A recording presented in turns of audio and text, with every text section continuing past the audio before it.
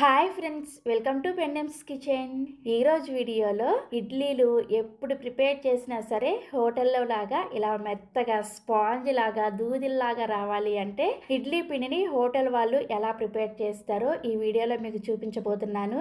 వీడియోని ఎక్కడా కూడా స్కిప్ చేయకుండా చివరి వరకు చూసి తప్పకుండా మీరు కూడా హోటల్ స్టైల్లో ఇడ్లీ పిండిని ప్రిపేర్ చేసుకొని ఇడ్లీని ట్రై చేయండి. చాలా అంటే చాలా పర్ఫెక్ట్గా వస్తాయి. ఇక నేను చూపించబోయే విధంగా ఇడ్లీ పిండిని ప్రిపేర్ చేసుకున్నారంటే పిండి ఒదిగెక్కి వచ్చి ఇడ్లీ కూడా ఎక్కువగా రెడీ అవుతాయి అన్నమాట. రెగ్యులర్ గా హోటల్ వాళ్ళు ఈ టిప్ ని ఫాలో అవుతూ ఉంటారు. సో ఇక ఏ మాత్రం ఆలస్యం చేయకుండా హోటల్ వాళ్ళు ప్రిపేర్ చేసే విధంగా ఇడ్లీ పిండిని పర్ఫెక్ట్ గా మనం ఇంట్లోనే ఎలా ప్రిపేర్ చేసుకోవాలో వీడియోలోకి వెళ్ళి చూసేయండి. ఈ ఇడ్లీ పిండిని ప్రిపేర్ చేసుకోవడం కోసం ఇలా ఒక గిన్నెని తీసుకొని ఇందులోకి 1 కప్పు మినపగుళ్ళని వేసుకోండి. అలాగే ఇందులోకి 1/2 కప్పు వరకు సగ్గు బియ్యాన్ని వేసుకోండి. ఇలా సగ్గు బియ్యం వేసుకోవడం వల్ల ఇడ్లీ మనకి చక్కగా తెల్లగా వస్తాయి అనమాట. ఈ రెండింటిని కూడా శుభ్రంగా కడిగేసి ఆ నీళ్ళన్నీ కూడా తీసేసి మళ్ళీ తిరిగి నీళ్ళని పోసుకొని వీటిని ఖచ్చితంగా 4 గంటల సేపు నానబెట్టుకోండి. అంతకన్నా ఎక్కువ సేపు నానబెట్టుకున్నారంటే మినపగుళ్ళల్లో ఉన్న జిగురంతా పోయి ఇడ్లీలు గట్టిగా వస్తాయి అనమాట. ఎక్కువసేపు నానబెట్టకూడదు. నెక్స్ట్ ఇప్పుడు ఇంకొక బౌల్ తీసుకొని ఇందులోకి సేమ్ కప్పు తోటి 2.5 కప్పుల ఇడ్లీ రవ్వని వేసుకోండి. ఇక్కడ మీరు తీసుకున్న ఇడ్లీ రవ్వ అనేది బాగా సన్నగా ఉండేది చూసి తీసుకోవాలి. అప్పుడే మీకు ఇడ్లీలు పర్ఫెక్ట్ గా వస్తాయి. ఇక్కడ నేనైతే విజయ్ గోల్డ్ ఇడ్లీ రవ్వని తీసుకుంటున్నాను. ఇది ఎలాంటి ప్రమోషన్ కాదు. చాలా వరకు మన సబ్స్క్రైబర్స్ ఇడ్లీ రవ్వ ఏదైతే మంచిది అని అడుగుతున్నారు. అందుకని ఈ రోజు నేను మీతో షేర్ చేస్తున్నాను. నేనైతే నార్మల్ గా హోల్సేల్ షాప్ లో సన్నటి ఇడ్లీ రవ్వని చూసి తెచ్చుకుంటాను అనమాట. ఈ మధ్య నాకు టైం కుదరక ఈ విజయ్ గోల్డ్ ఇడ్లీ రవ్వని యూజ్ చేస్తున్నాను. పర్ఫెక్ట్ గా వస్తున్న ఇడ్లీ మీరు కూడా ఎవరైనా కావాలి అనుకుంటే కొనుక్కోవచ్చు. లింక్ నేను ప్రొడక్ట్స్ లిస్ట్ లో ట్యాగ్ చేస్తాను. ఈ రవ్వను కూడా 2-3 సార్లు శుభ్రంగా కడిగేసి ఆ నీళ్ళన్నీ కూడా తీసేసి ఇందులోకి 1 టీ స్పూన్ దాకా ఉప్పుని వేసుకోండి. ఇలా ఉప్పుని వేసుకోవడం వల్ల ఇడ్లీ రవ్వలో ఇంకా మురికేమైనా ఉంది అంటే చక్కగా మనకి ఇడ్లీ రవ్వ నానినప్పుడు పైకి తేలుతుంది అనమాట. అందుకని ఇలా ఉప్పుని వేసుకొని ఇడ్లీ రవ్వని కూడా నీళ్లు పోసేసుకొని 4 గంటల సేపు నానబెట్టుకోండి.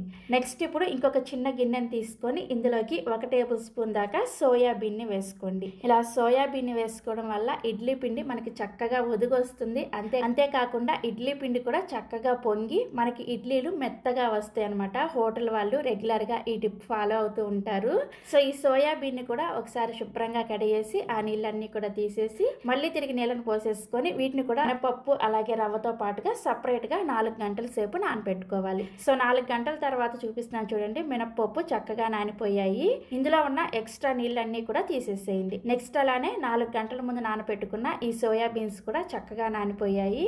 ఇందులో ఉన్న ఎక్స్ట్రా నీళ్ళన్నీ కూడా తీసేసి పక్కన పెట్టుకోండి. అలాగే రవ్వ కూడా చూడండి. రవ్వ చక్కగా నాని నీళ్ళన్నీ కూడా పైకి తేలి రవ్వ అనేది నీళ్ళకి అడుగు భాగానికి వెళ్ళిపోతుంది అనమాట. ఈ నీళ్ళన్నీ కూడా తీసేసి మళ్ళీ రవ్వను ఒకసారి శుభ్రంగా కడిగేసి నీళ్లు పోసుకొని రెడీగా పక్కన పెట్టేసుకోండి. ఇప్పుడు మిక్సీ జార్లోకి మనం ముందుగా నానబెట్టుకున్న ఈ సోయాబీన్స్ ని వేసుకోండి. అదే విధంగా నానబెట్టుకున్న మినపగుళ్ళు సగ్గు బియ్యాన్ని కూడా వేసేసుకొని తగినన్ని నీళ్ళని కొద్దిగా వేసుకుంటూ పిండిని బాగా మెత్తగా గ్రైండ్ చేసుకోండి. నీళ్ళని ఒకేసారి ఎక్కువగా పోసుకోకూడదు. కొంచెం వేసుకుంటూ పిండిని బాగా మెత్తగా గ్రైండ్ చేసుకోవాలి. చూసారా, ఈ విధంగా మెత్తగా గ్రైండ్ చేసుకున్న ఈ మినప్పిండిని ఒక గిన్నెలోకి వేసేసుకోండి. నెక్స్ట్ ఇప్పుడు మనం ముందుగా నీళ్ళు పోసుకొని పెట్టుకున్నాం కదా రవ్వని, ఆ రవ్వలో ఉన్న నీళ్ళన్నీ కూడా తీసేసి రవ్వని ఈ విధంగా గట్టిగా చేత్తో పిండేసి అస్సలు నీళ్ళేమీ రాకుండా రవ్వని గట్టిగా పిండేసి ఈ పిండిలోకి వేసేసుకోండి.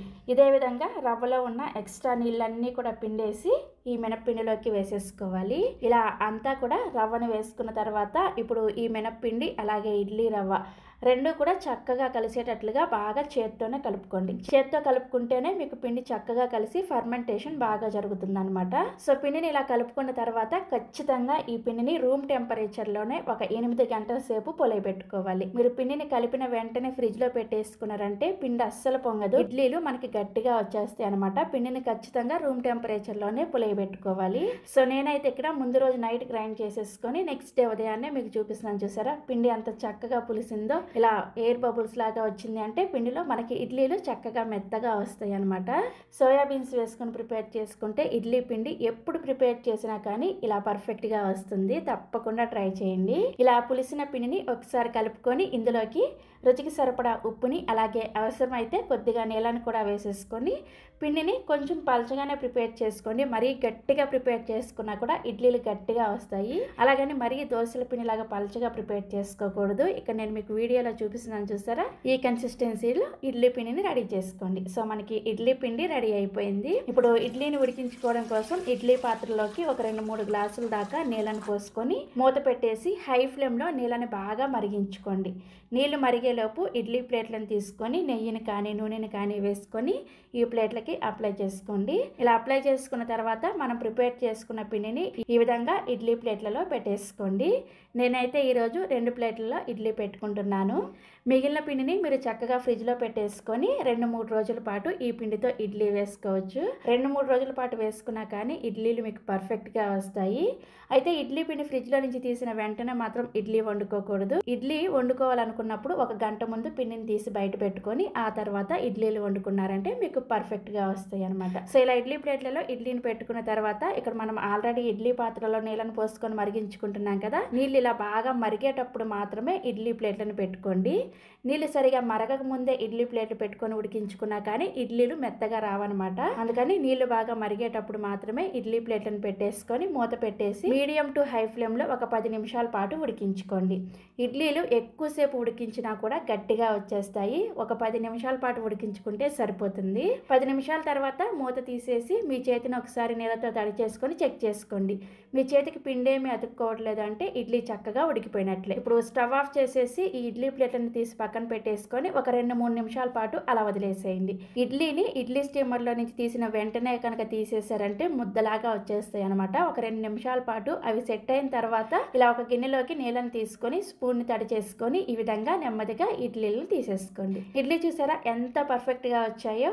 ఇదే విధంగా మిగిలిన ప్లేట్లో ఉన్న ఇడ్లీలను కూడా తీసేసుకోండి. అన్నీ కూడా చాలా పర్ఫెక్ట్గా వస్తాయి. అదే విధంగా మీరు ఎప్పుడు ప్రిపేర్ చేసుకున్నా కానీ ఇలా సోయాబీన్ వేసుకొని ఇడ్లీని ప్రిపేర్ చేసుకుంటే మీకు ఇడ్లీలు ప్రతిసారి కూడా ఒకే రకంగా వస్తాయి. చాలా చాలా చాలా పర్ఫెక్ట్గా వస్తాయి. తప్పకుండా మీరు కూడా ఈ ఇడ్లీ రెసిపీని ట్రై చేసి చూడండి. ఇక నేను మీకు ఒక ఇడ్లీని తుంచి చూపిస్తున్నాను చూసారా, ఎంత స్పాంజీ లాగా మెత్తగా వచ్చిందో. చూస్తేనే మీకు అర్థమైపోతుంది, నేను చెప్పాల్సిన అవసరం కూడా లేదు. సో తప్పకుండా ట్రై చేస్తారు కదా. ట్రై చేసిన తర్వాత మీ ఫీడ్బ్యాక్ని నాతో షేర్ చేసుకోవడం అస్సలు మర్చిపోవద్దు. అలాగే మరిన్ని Emmy and tasty hotel secret breakfast recipes కోసం వెంటనే మన పెండెమ్స్ కిచెన్ని సబ్స్క్రైబ్ చేసేసుకోండి. Thank you.